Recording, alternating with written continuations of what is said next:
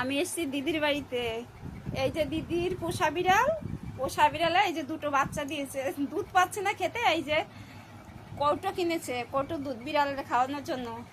এই যে বোতল ফিডার, আর এই যে হচ্ছে ক্যাট ফুড এনেছে বিড়ালের খাবার, ওই যে ওর মা কেটে দেয়, আর বাচ্চাদের দেয় এই যে দুধ, কটু দুধ বোতলে করে এইভাবে মুখের ভিতর ঢুকিয়ে ঢুকিয়ে খাওয়ায়।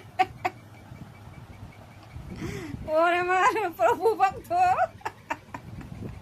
দিদি আর দিদির মেয়ে, ওরে প্রভু ভক্ত, বিড়ালে কোলে নেবে, আদর করবে, চুমো খাবে।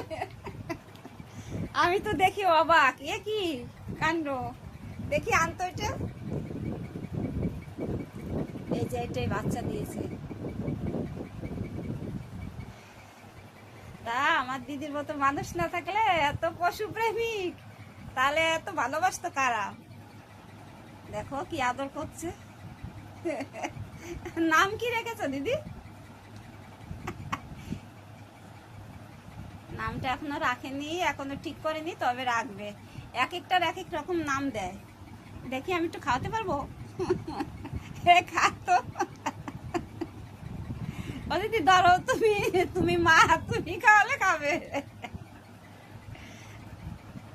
হায় রে দিদি, এখনো চোখও ফোটেনি বাচ্চাটার, দুটো বাচ্চার। কদিন আজকে?